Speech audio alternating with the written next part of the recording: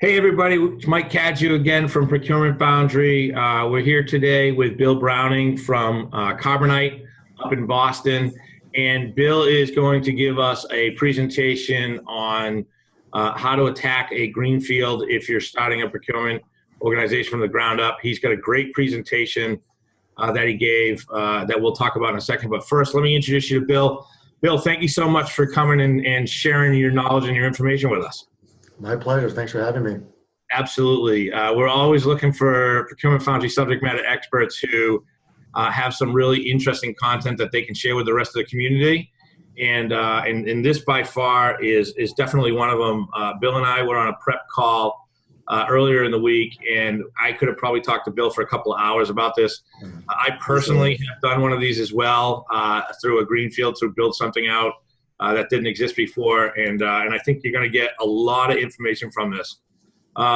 Little bit of housekeeping for you. So Bill's going to tell us a little bit about himself, and we're going to jump in. He's going to share his presentation. We do have the chat channel open. We've already got about 25 people inside here, and we're just getting going. So we've got probably 40 or 50 people, I think, that have signed up for this today, Bill, which is a great audience. Our numbers continue to grow as we build more and more content and as the Foundry grows, so I'm excited about that. And use the chat functionality to ask questions that you have or comments that you want to make for content that Bill is presenting, and I'll work that into the discussion as Bill and I discuss. So feel free to use the Zoom chat that's available. So Bill, let's start with you telling us a little bit about your background, a little bit about where you are now, and what the task was at hand, and what has gotten you to where you are today. Yeah, so I'm the director of procurement at Carbonite. I've been here actually 2 years as of yesterday. And when I came on board, basically it was just entirely open. There was no formal procurement function in place. Everyone was doing their own thing. Carbonite, it's been around about 20 years, a little under 20 years, and it's grown organically, but there's been a lot of acquisition. So very siloed, very decentralized. And yeah, so I came in and I was given the mandate to start from scratch and build everything. Processes, any tools, just the overall function, and then obviously drive savings, efficiencies, and just make the company better. Yeah, and just curious, you've been in Metro Boston, right?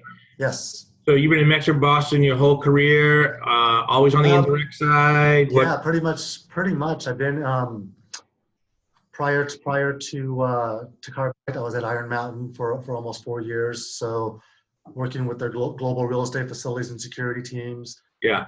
Consulting before that at Accenture.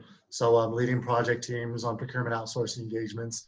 So primarily been on the indirect side, but I've had a couple clients on the consulting side with some direct spend, tractor manufacturing, oil refinery, clients like that. So yeah, interesting path, but I've been doing the procurement thing formally for probably like 18 years, but probably informally a couple of years before that, and I didn't even really know I was doing procurement.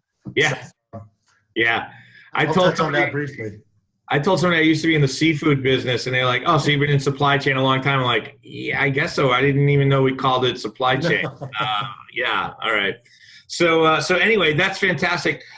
Just quick question: when you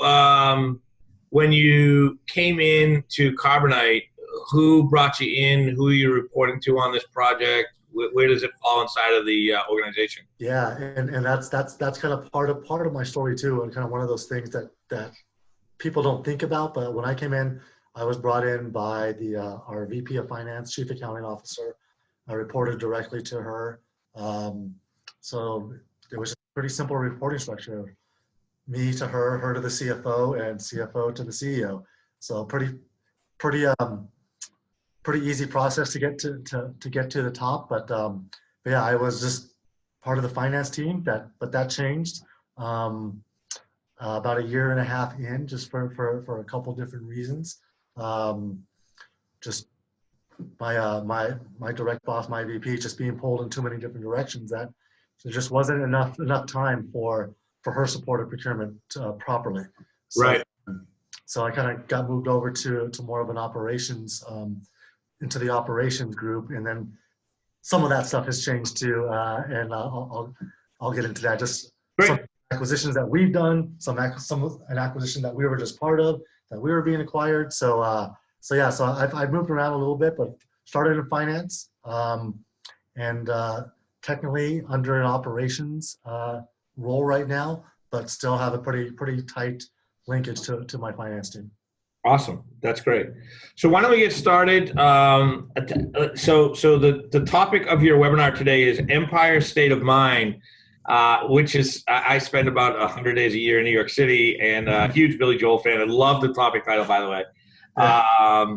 And it's, so it's all about how to start, where to start, trying not to boil the ocean. I'm sure you're going to cover a lot of that stuff.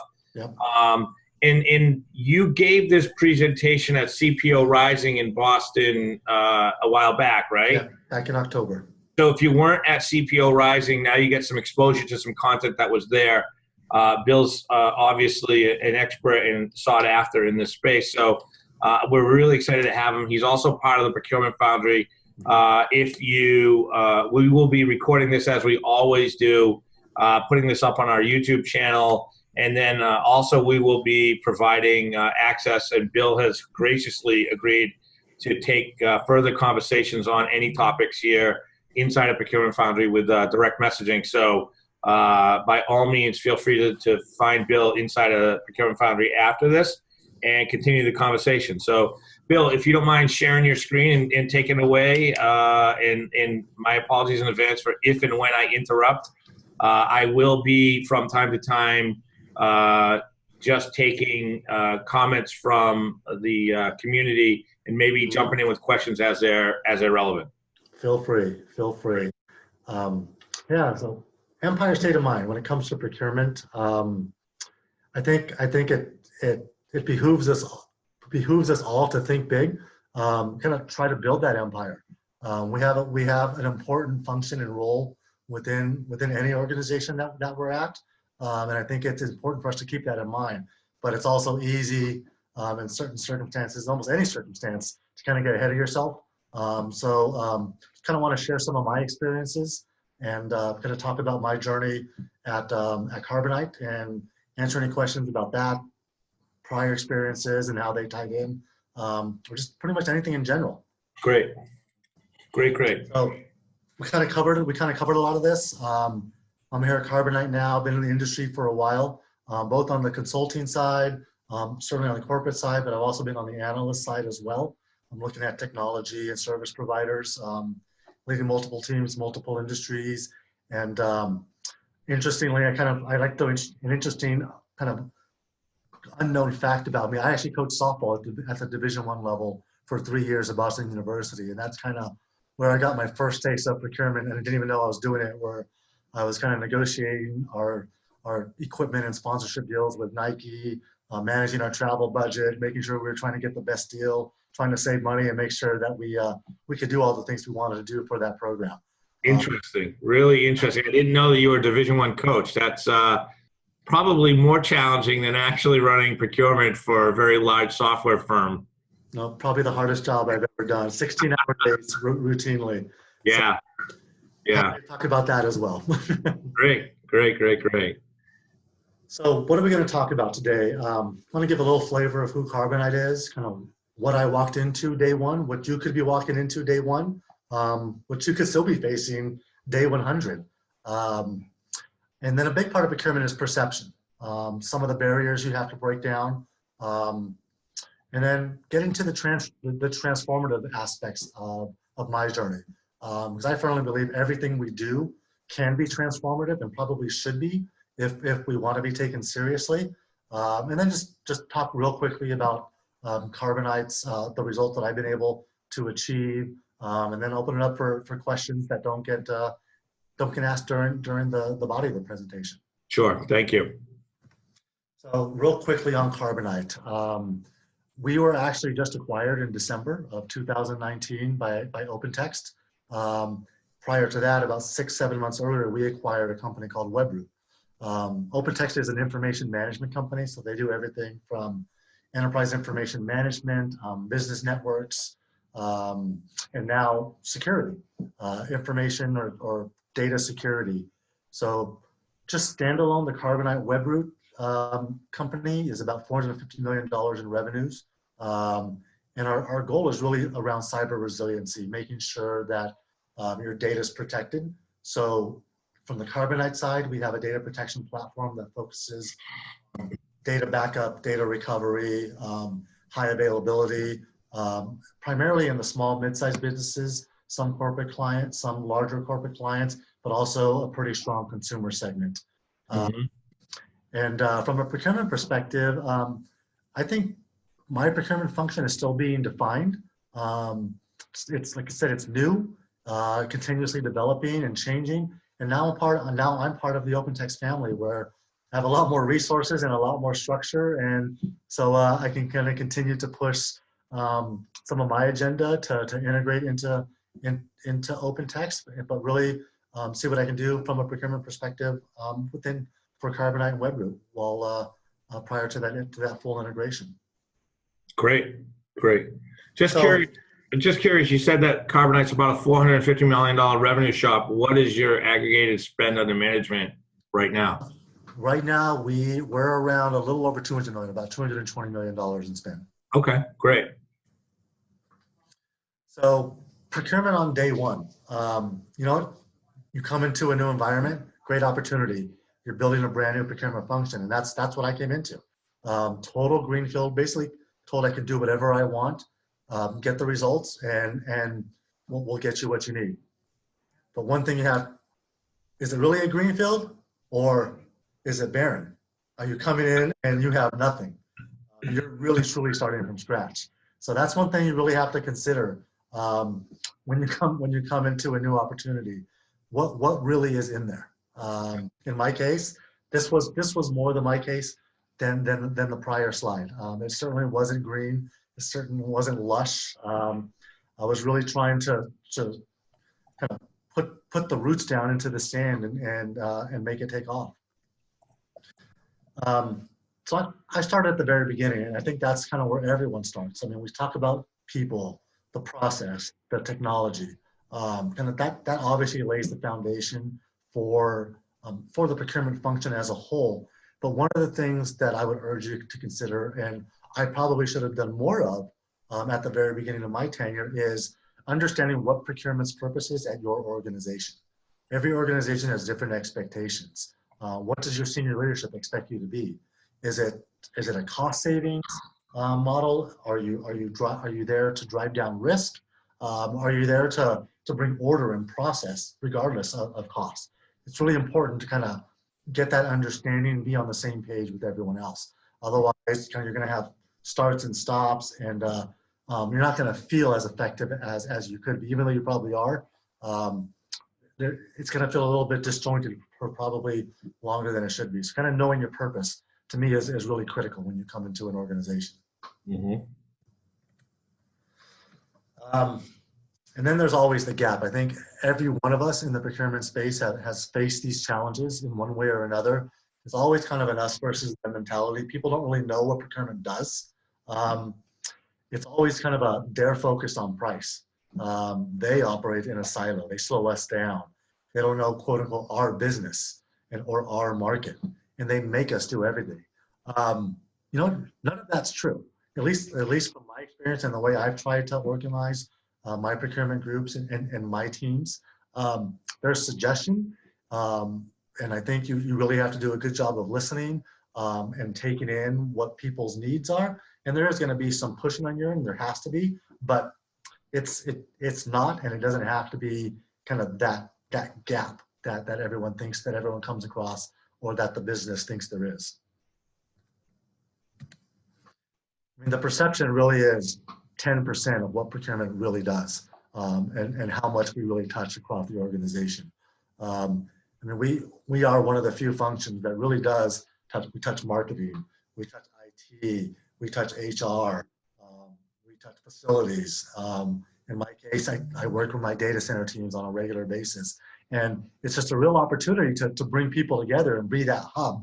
But the business just doesn't always realize that. They don't realize they're so focused and head down on trying to run their part of the business and drive revenue and all that they don't realize that, you know what, someone else across the company might be doing something similar. And part of our role as procurement is to bring that together, to expose those concepts to our business stakeholders and really expose them to that reality of what procurement is, how to collaborate, how to execute, and really educate your company on what you can do and how you can benefit them. Yeah, I always think that procurement is kind of the main switchboard inside of the leadership team and back office, at least, of organizations. And certainly, I think it completely rings true.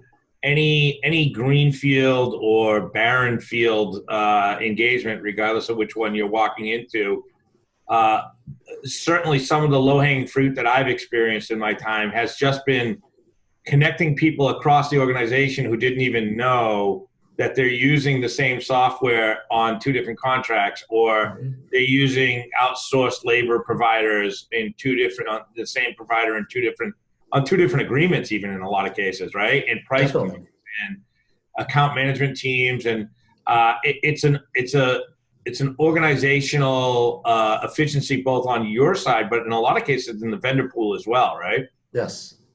Yeah. Yeah. I've talked to numerous vendors. I mean, like Salesforce, for example, deals with obviously our sales team, but deals with our marketing team, deals with our IT teams, and bringing everyone together. At least, even from the vendor side, I mean, we've driven some good savings and just some good conversations around kind of go forward strategies just from bringing everyone to the table at the same time. So, yeah, like I mean, sometimes we're a hub, we're a switchboard. Sometimes you're just the guy who sets up the meeting and the value comes out of the meeting. You know what I mean? Yeah. Just by creating a meeting, you're creating a value. Absolutely. Yeah. Yep. I get it. So I talked about kind of what's procurement's directive. What are we really tasked with?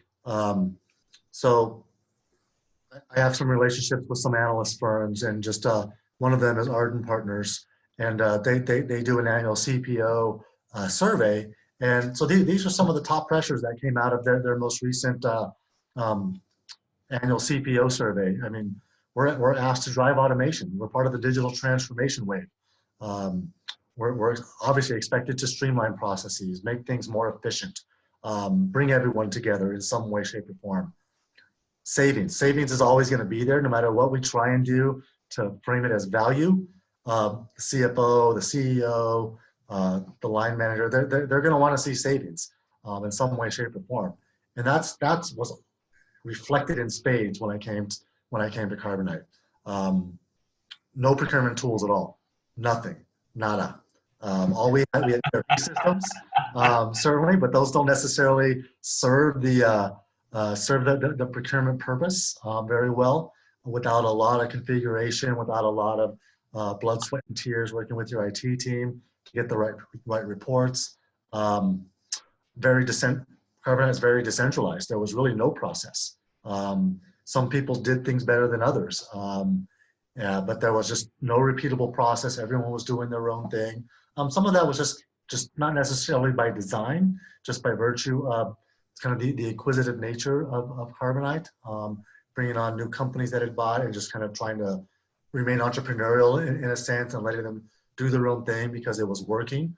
But you get to kind of a tipping point in terms of size and scale, or if you go public, constraints, and then certainly along with no tools, I didn't know what our spend was, except at a high level, and therefore it was really hard to make kind of any sort of savings projections or even report on savings without any of that. So I think I felt in a way I felt reassured that knowing that I definitely wasn't alone, but I mean my case may have been more extreme than others at times, which was fine. That's part of the challenge. It's part of why I took the role.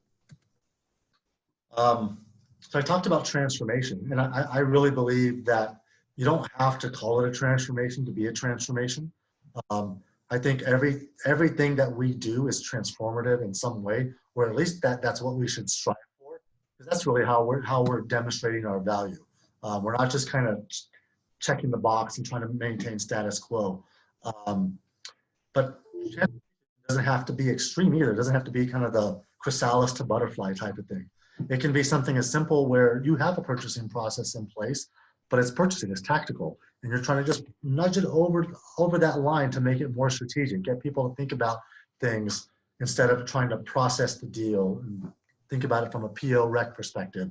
Get them to think about, you know what's my global spend? What do my global relationships look like? And then I can feed that stuff into my tactical purchasing process. So there's different ways and different types of transformation, but I think that a lot of what we do can be and should be thought of as transformative. Yeah, I think that's really interesting, Bill. I think that, and even to your point earlier, that I think that I think that the way in which people are doing this and the organizations and the environments that they're coming into, like you said, you came into something that had nothing there, no procurement tools. At best, it's transactional processing at the stakeholder level, right? There are, and I'm finding them because I talk to a lot of people now through the Procurement Foundry, certain industries where some of that stuff is naturally inherited from the legacy of supply chain management, like yes, the manufacturing industries, for example, are pretty heavy in that, and you'll find some of that available to you if you're creating an indirect procurement side to that. But in the hyper-growth software biotechs, I mean, it's very easy now to find a company that's got, a couple billion, $4 or $5 billion worth of revenue with 2,500, 3,000 people across the world with nothing. I mean, nothing, right? Because of the fast-paced growth of these organizations. So I think it'd be interesting at some point to take a stab at kind of a cross-section of maturity on a Greenfield initiative on what you have by industry and by growth sides. Because I think that certainly in your business, like where it's software related, software and high tech companies that are in hyper-growth mode, they just don't stop to think about this until they're at some type of critical mass. Yeah, I mean, it becomes too much to manage, and I think that was the case here in Carbonite. There was just so many vendors, and there still are a fair amount, and just no one knew what was going on. And when the questions start coming down from the board, from the CEO, how can we manage our expenses better? Well, you know what? That's where procurement comes in. Yeah, that's where we manage it from a lot of different angles. Yep. So where do you start? It's the biggest temptation that I found, and even now, 2 years later, is to try and address all the gaps you see. There's so many gaps, and you want to make everything better. You want to do your best. And you come in, like I said, one of the reasons I came to this organization is because of this opportunity to build the function, to kind of bring some sort of order to a little bit of chaos. But there were times where I found myself working on one thing, thinking about another, and talking to someone about an entirely different process or problem. And I wasn't getting anywhere with either of them, with any of those three things. Start one, get to a certain spot, and it fall through the cracks for a week because I'm doing something else. And so it's really good to figure out, kind of break down your problems into digestible pieces. I broke it down into 4 areas. After probably a month or two, I immediately started with my business stakeholders. To me, that was most important, most critical. Is from day one, I hit the ground, started making meetings with all my business, my VPs, my directors, my line of business managers, anyone who has any sort of input around budget or management of a budget or a project, I was talking to. And then really sussing out the real opportunities. There's all kinds of opportunities. There's all kinds of things that you can do. But it's really critical that you take a step back and say, what can I actually impact now? What can I impact 6 months from now? What can I impact next year? kind of almost build from a consulting perspective, like a wave plan. I can do this now, do this in the future, and then do this for further down the road. And then look at your process. Is there a process in place? Like Mike said, sometimes if you're coming to an environment where there's a manufacturing piece, you might be able to kind of lift some of that and help you and support you. Or in my case, you're building everything from scratch and you're trying to teach that to everyone and get everyone on board and on the same page with that process. And then one of the big things for me is understanding your capabilities and constraints.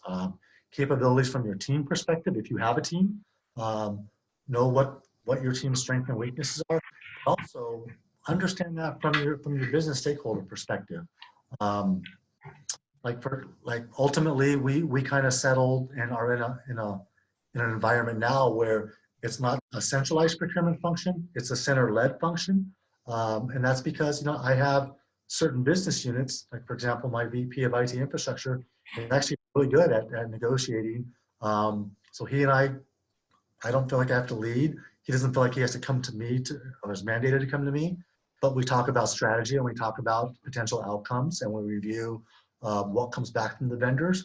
Whereas my marketing team comes to me, I get probably a new marketing request on a daily basis to help with a contract or move something through. One of the first big projects I had was in 2 weeks of starting. I was helping negotiate and actually leading the negotiation of one of our marketing vendors. So $600,000 a year contract, and I just had to jump in but they didn't have the skill sets and they knew they didn't. I recognized that they didn't. So it's been a good marriage from that perspective. So that's kind of the way I broke it down, and you can slice and dice it however you want, whatever makes sense for your business. But this is what worked for me: kind of business, the stakeholders, assessing the opportunities, implementing the process, and then kind of overall looking at the different capabilities of both my user group, and the team, even though I really don't have a team to speak of.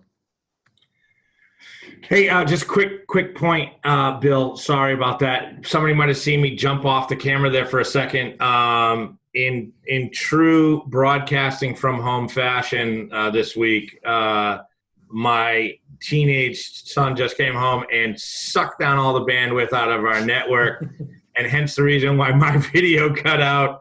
I just had to kick him off his PlayStation, and he can't play games for about an hour. So apologies about that. Thank you very much, and let's keep rolling. I'm sorry. I apologize. No problem. So yeah, so I talked about kind of dealing with the business stakeholders. Talk to everyone you can. Certainly your executive teams, but they have worked day-to-day managers, anyone with a budget, anyone that's working on a project. Suck all the information you can out of them. And I'm a data guy. So you can't function in this role without data. And get any and all data. Never turn down data, no matter how unclean or how messy it is. Absolutely. Take it all. People, resources you can go to outside your organization to help you with that. So ERP, cards, T&E systems, even anecdotal data. You're talking to someone during lunch, and they say, "Oh yeah, we work with them before." "Oh yeah, what project was it?" "Oh yeah, about $100,000. "Oh cool." Throw that in, kind of look for it, so now you have kind of an extra set of information. And then your contracts. Who knows in what shape those things are in, whether you have a centralized repository of any sort, SharePoint even, or they're just still in people's hard drives. But just don't turn down data from anyone. Yeah, I completely agree. And then tools. Figure out what tools you need. Right now, the only tool I use is a spend analysis tool. I needed to organize my data, get it into kind of a package around that made sense for me to look at from a procurement perspective. We've piloted a couple different RFX tools, but in the business at Carbonite, we don't churn out a lot of RFPs. We do a lot of direct negotiations or targeted negotiations with a handful of vendors. So I haven't felt the need to necessarily invest in an RFX tool because if I did 4 or 5 RFPs a year, that's not really paying for itself unless I'm doing multi-million-dollar deals, and that's not always the case. So kind of understand that, tools are a great support, but you don't need every tool to be successful. Yeah, I agree. I think if somebody were to come to me that's in your position right now or was in your position and say to me, where should I invest my $200,000 of budget this year? I would say find yourself a good data analyst. Exactly. and bring him in or her in. They'll pay for themselves about 10 times over, and then you can worry about tools. And I love the tool sets. Don't get me wrong, but you can worry about that later once you get some clean aggregated data that you can get to. Yeah, I mean, I think ultimately you want to look for results that are going to be impactful to the organization, because that's going to pave the way for any future investment. Yeah. Budget and ask the higher ups for some of the dollars that are out there. Yeah. So for me, probably the biggest challenge was the data. It was a conundrum. You need data, but where do you get the data? No formal spend reporting, no tools, different sources with different people, and just no detail. And obviously, you can get it from your ERP system, and you can get tools for that. Use a data analyst, but build a business case for investment. But I think one of the things that we should think about is part of that relationship building that lays the groundwork for some of that data. Build it with the business. You run whatever data you have. You need to be able to run it by them, have them confirm it, or say, that doesn't look right. Maybe there's something wrong with the way you pull the data. Become friends with your finance team, your FP&A. Absolutely. They're in it every day. Yeah. I tell everybody, go meet the finance team, find the treasurer, find the legal team, and don't forget the tax team, because almost nobody looks at tax associated with sourcing, and it's a huge, huge opportunity.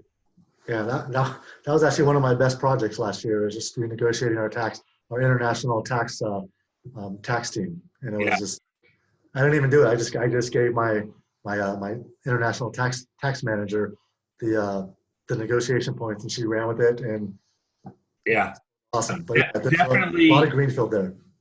Definitely a lot of low-hanging fruit there, right? Mm-hmm. That there's big win opportunities. You give them a little bit of knowledge and some data, and they spin up and they go off in their own little direction. And you can say, that's great. Glad that we just dropped 20% off of that. You know what I mean? Yeah. So yeah, absolutely. And you know what? Make friends with your IT team. Yeah. When you have to pull a report, or you and your analysts have to pull a report, they're the ones that are going to go in and configure it. Or when you're installing a system, they're the ones that are going to be project managing it. So you get on their good side and you understand kind of how to work with them, they'll bend over backwards for you, or at least that's been the case for me at Carbonite. Yeah. So, Bill, quick question from the group, because there's a lot of questions, a lot of chat going on inside of the chat group. I don't want it to get too far ahead. Did you end up deciding on a spend analysis tool, and if so, which one? Yeah, we did decide on a spend analysis tool. We didn't go with the big bells and whistles suite type of systems. We have a contract with Spend HQ. So it's okay, very, very affordable, yep. And it's not a lot of bells and whistles, even though they're coming out with some new things this year. But it needs some good graphics, and they're with. Great, glad to hear it. And big thing for me is this isn't a one-shot deal. This isn't just a meet and greet and then you go off on your merry way. This is ongoing and iterative. They're called relationships for a reason. It's not just you sustain these things, you maintain these things, set up a cadence, because this is all part of building your brand. And I feel like it's really important for procurement to build your brand, to build its brand internally, to really engender long-term success.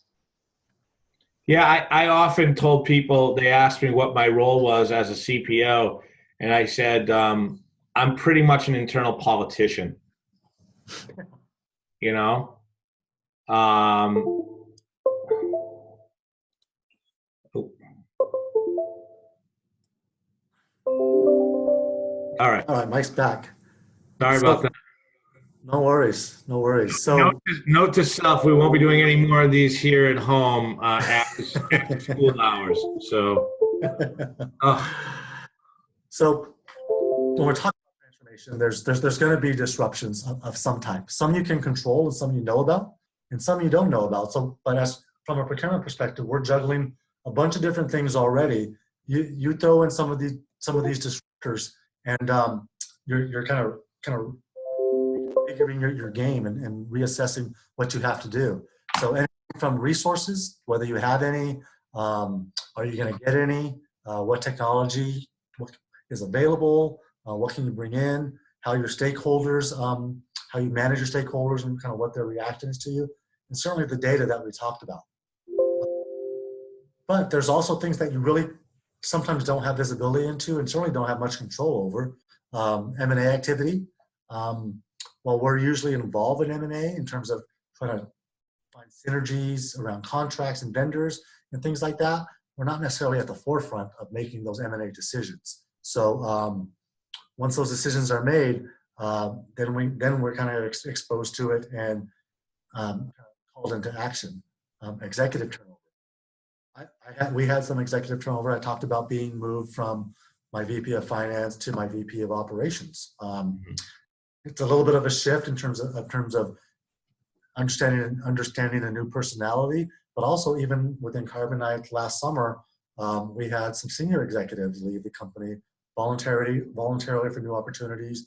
Our CEO left to become CEO at a different company. So the corporate strategy and priorities changed a little bit. So you have to be able to manage that and figure out how to plug procurement back into that and stay connected. Same thing with reorganizations. There might be some changes to your reporting structure or to other people's reporting structure that you have to stay on top of. You can't control it, but you need to be on top of it so that you understand who to talk to now when it comes to getting some sort of projects done. And then economic factors. That's kind of part and parcel with our job. We have to be aware of our markets. We can't control economic downturns. We can't control the coronavirus disruptions to certain aspects of the supply chain, but we can certainly be nimble enough and create an organization that can address those issues more quickly than before. yeah, I love the fact that you highlight M&A activity. M&A activity can take you completely off the rails at any given time, right? So certainly having a seat at the table when you first come into a Greenfield organization or situation and getting those connections into finance pretty quickly, because finance typically runs those M&A activities, right? Yep. Yes. Having access to that finance team and knowing what their agenda is so that you don't dive into a really big, heavy, deep project, data analytics or whatever, and get consumed, and halfway in you find out that you're buying another company that's about 80% your size, and now you just have contract consolidation for the next year. Exactly. And that's exactly what happened in my case. We bought Webroot the middle of last year. They were about pretty close to the same size. We were 250. They were about 225.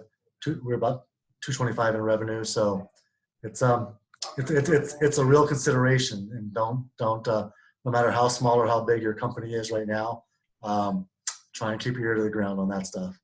Yeah, absolutely.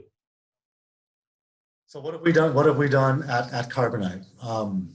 Just top line from a savings perspective, we've done almost $1.5 million savings back into people's budgets, both from a hard dollar savings, but also from a cost avoidance savings, kind of letting some groups reallocate their budgets, get more during the year, buy more stuff during the year than what they thought they could be, But I still have a ton of spend that I haven't addressed yet. And that's a product of, just scope, scale. I don't necessarily have a team. Certainly M&A activity is a huge impact on that. I mean, we just got acquired by OpenText. So there's a lot of moving parts. But I also generate quarterly reports and try and share them with my stakeholders on kind of what the spend is, taking a look at trends, and just trying to frame a picture for everyone. I've established a strong stakeholder network, but it's like I said, it's never done. It's iterative. You want to maintain and build those relationships on an ongoing basis. Always going to be someone new, or even someone that you've spoken with and have an okay relationship with, that's going to be a bit resistant.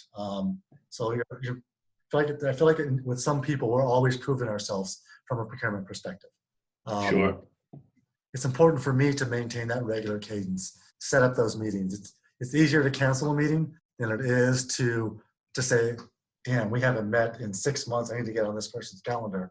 And now that I can give you the time of day. So, and the meetings could be half hour, it could be an hour, 15 minutes, but just get them down and build that relationship, because half the time you're going to talk about business, and then half the time you're going to have actually a real personal relationship with this person.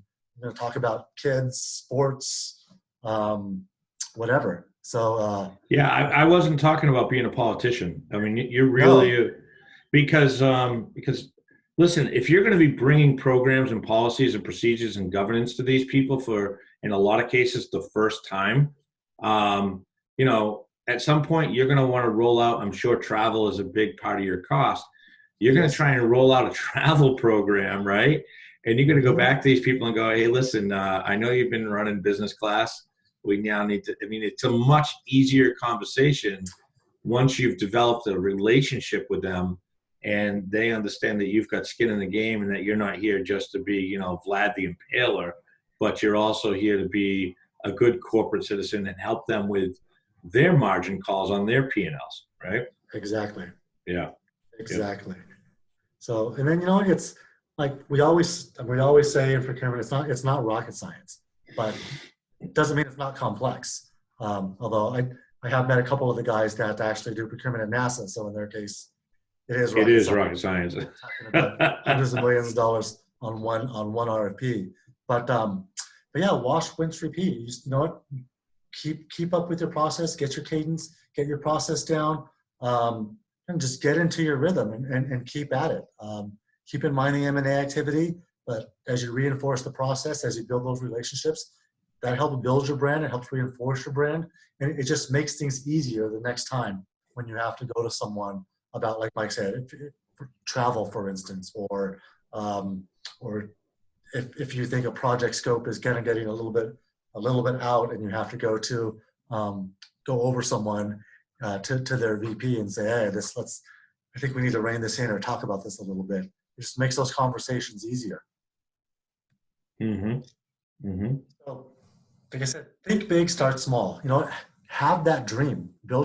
Let's build your procurement empire, or at least have that goal and understand where you want to get to.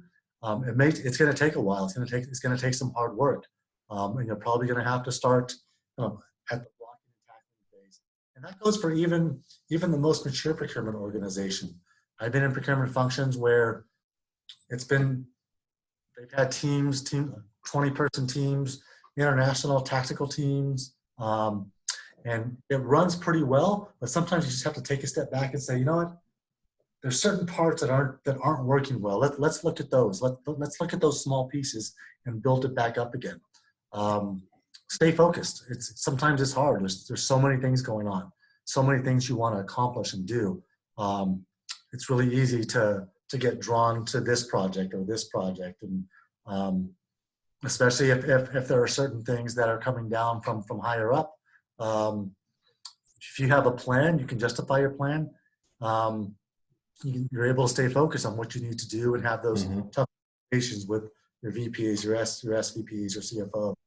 Mm-hmm. For me, the value is in the data.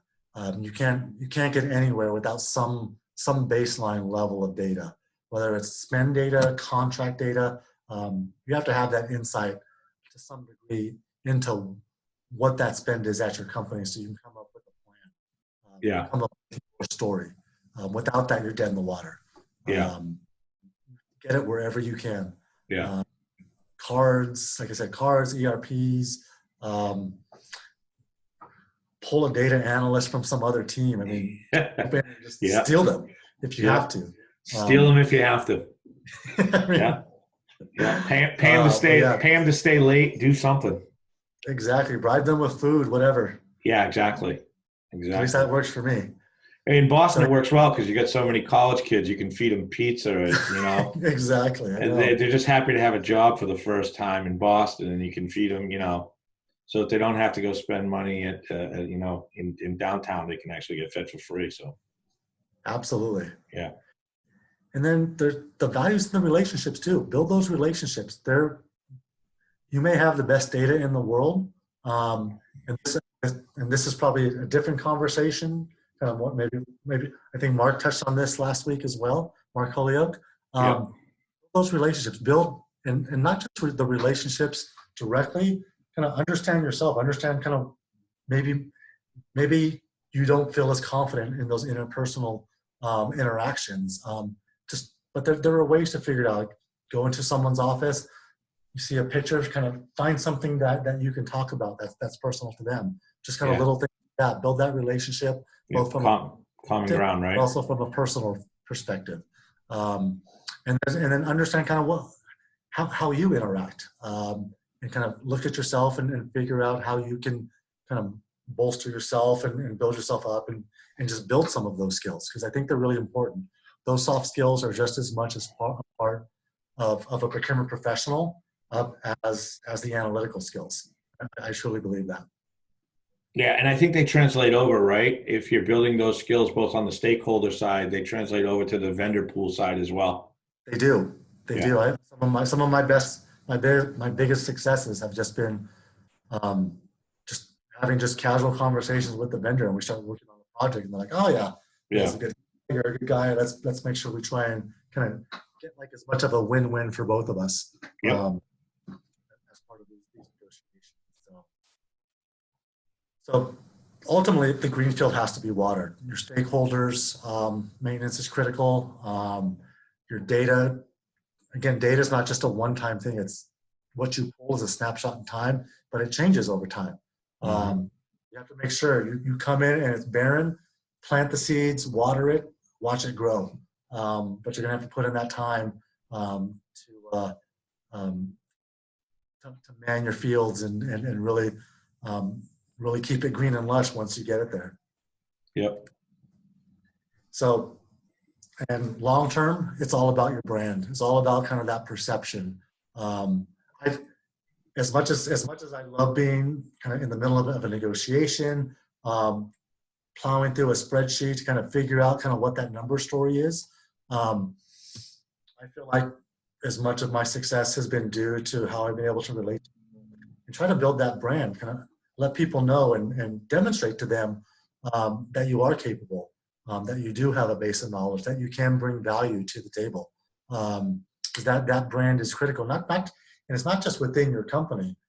If you get to a point where you leave your company, word of mouth, networking, that's going to lay the foundation for your next role and your next role or your first role. So yeah, building your brand is really important. And it's something that I don't think that we've ever been taught to do from a procurement perspective. But yeah, we want to be kind of that trusted advisor, but it's about that's a really interesting point, Bill. We talked a lot with, like you said, with Mark last week, and with the panel a couple of weeks ago with Eloise and Mark Raffin and Sarah Barnes Humphrey over in supply chain management. There's a lot of push right now to build your own personal brand out there, and there's people crushing it on LinkedIn and others. I think that there's a whole nother conversation about building the brand of procurement. I know it was a buzzword a couple of years ago at all the conferences and building the brand to get yourself a seat at the table and all that. I think it warrants a deeper dive into brand development, but brand development at a personal level and at a departmental level, because you want to go from being the traffic cop that's just saving people money to the trusted advisor that can creatively try and help you hit your P&L goals, right? Yep. Yeah. Exactly. Yep. So at the end, that's been my journey here at Carbonite. Happy to answer any questions specific to that, anything about any of my past experiences, whether it's in consulting on the analyst side, softball, We wide open. Yeah, so we do have a couple of questions. I held them kind of to the end, but I do want to ask. So, quick question. So we understand that you came in originally flying solo. What does your team look like today? Are you still solo, or have you built it out? Yeah, our team is still pretty lean. I have a couple people under me now, but they have a really specific focus, kind of necessarily on the revenue side, on our customer side. They manage basically our IT relationships as it relates to our customers around warranties for equipment. One of the things we do is kind of infrastructure as a service. We'll provide not only the data center space, but the servers and the equipment and the maintenance program. So they're managing all the warranties around that, and there are calls constantly around equipment failures or just equipment upgrades, service upgrades. So they're managing that through me because it's a function. They get their request in, and we have to figure out from a procurement perspective what the best avenue is to fulfill that request. Not only from a cost perspective, but from a timing perspective too, because it's customer facing. And then, but from a larger, more indirect spend type of perspective, it's still just me. I'm also linked up with kind of our web team. We're on the PO processing transactional piece. So, but they're a procurement function. They contract, so they don't necessarily report to me, but we both report up through the same VP structure, and I pull them in on certain things, and they alert me on certain things when it comes to negotiations. And then of course now I'm part of OpenText, and there's a pretty robust infrastructure in place at OpenText, and right now we're working through integration, and kind of it's an exciting time. It's for me, it's exciting to have a pool of resources now, and kind of that muscle, but still have kind of that. I'm still kind of focusing on Carbonite for a while, and so it's an interesting hybrid type of model right now.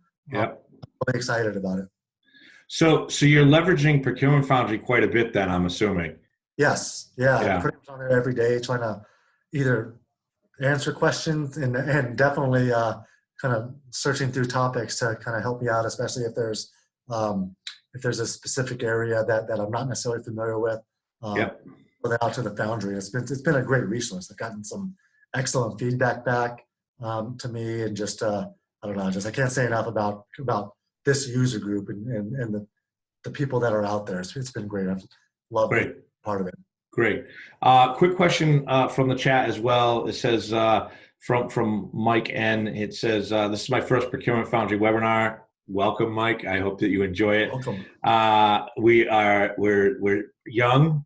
Production quality will get much better, I promise you. Do you provide CEH certificate for those wanting to get them for CPSM renewal?"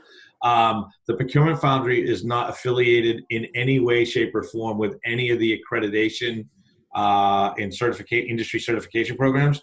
It's strictly a practitioner community, Mike. And you should probably have a look at the compensation and salary survey data that we just dropped about an hour ago. Got a lot of information about the value aspects of the certifications inside of the industry as a whole. And I'll leave it at that because I don't want to create any enemies there. Bill says, what advice would you, Thomas Choi says, Bill, what advice would you have for someone relatively green in procurement to build up skills? I was a procurement specialist for almost 2 years, but unfortunately being caught up in a reorganization, I'm learning as much as I can, but what's out there can be overwhelming. So what do you recommend to help him build up his skill set in procurement? Yeah, I think the Foundry is I would say one of the most excellent resources because you have that direct contact. I would say network with people, have conversations. Getting material from the internet's great, but without context, it's limited. So I would say pull it down, read through it, but then try to find people in your network, people you're comfortable with, or even if you don't know them at all, just reach out and put yourself out there to have that conversation. Not just in the Foundry, but just my experience is that from a procurement perspective in general, I've come across so many people that are just willing to share knowledge, leverage that knowledge. Like I said, materials online are great, but you don't have the context around kind of what it means. And Yeah. didn't author it, they've probably seen it or some form of it that have been practicing and in the industry for a while, and can give it some context or some thoughts around, you know what, this is great in a vacuum, but some of these couple steps or these couple ideas are a little bit harder to implement or find success in because of this, and this. Yeah. So say leverage other people, and that's where I've had some of my best learning from. And yeah, and that's probably one of the reasons why when we started to build out Procurement Foundry, we really thought that it would be something special, because not only do you get the content and you get collaboration, but you get the ability to be able to go actually talk to somebody directly who's in your seat and gets it. Mm-hmm. And quite candidly, the willingness of the membership has been amazing. So yeah. I'm going to jump to one more question. We're almost out of time, Bill. I want to be cognitive of everybody's time online as well. Bill, I know there are internal stakeholders about a procurement person joining the team or walking in the room. But how do you handle the long-term vendors that we're now feeling they are put on notice and getting them to see through their concerns? So you're walking into a greenfield, the vendors have had, the upper hand in the relationship or have been very comfortable. And now all of a sudden there's a guy in the room who's going to be managing them and watching them. How do you get over that feeling of being put on notice? Yeah, I think there's a couple things that I did. I had a couple of those situations. I think that's where some of the conversations with your business stakeholders come into play, because they've probably had those relationships for a number of years and they've been the point of contact. So understand how they work with and how they interact with the vendors, kind of get a feel for the vendor before you actually meet the vendor. And then I think it's to me, this is one of the biggest skills as a procurement professional, is you have to be a good listener. And that not only with your business stakeholders, but with the vendor. The vendor is probably going to tell you everything you want to know without even asking more than and some yeah. and I'll say it's okay to have them feel a little nervous about being on the spot. Yeah. You don't have to drop the hammer on them unless they're pushing yeah. hard, they're putting your company in a really bad position. But it's important. I think it's important to listen to the vendor's perspective and understand what their concerns are, and don't be afraid to ask them questions. Well, why can't you do this? Can you do this? But it's very non-confrontational, and I just have a very collaborative approach to procurement in general. Yeah. And yeah. I tried it in the teams that I've led. I've always tried to kind of administer that approach and encourage that approach. But I mean, I'll be honest, there's going to be times where you do have to kind of come down hard and be like, you know what? No. Yeah.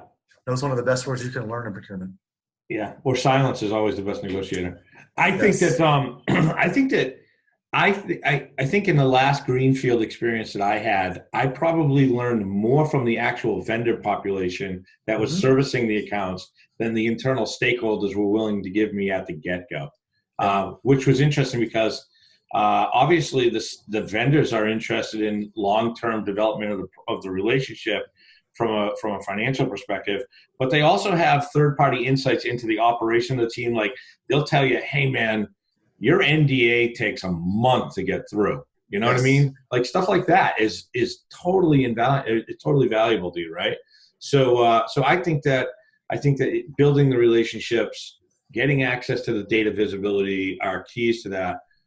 Bill, we're out of time. Okay. I think that there's more people that want to ask you some questions inside of the chat. So Bill, as you all know, is a very active member inside of the Procurement Foundry. You can see him, you can search for him. As you know, there's direct messaging capabilities inside of the Foundry. Bill has graciously agreed to take questions and answers from anybody who is on here today and members of the community. Just quickly, this will all be recorded, including the interruptions from my son's PlayStation upstairs. Sorry about that. And this will all be recorded, posted out with a little bit of editing out to our YouTube channel, and also inside of the Foundry, inside of the Procurement Events channel as well. So, hey, Bill, thank you so much for your time today. It's been amazing. I really appreciate you taking the time to have this conversation with us, and I look forward to seeing you at the Boston meetups, as well as potentially in the future, just grabbing a cup of coffee when I'm up in the city. Absolutely. And I put my contact information on screen, both my work email and my personal email. So people feel free to email me there as well. Foundry, whatever works best for you guys. Great. All right, Bill, thank you so much. Really appreciate it. Thanks to everybody who joined in today on the chat. Really active chat, some newbies, some people that have been with us from the beginning. So thank you, everybody. Great day. Enjoy the rest of your week, and have a great time. Thank you. Yep. Right.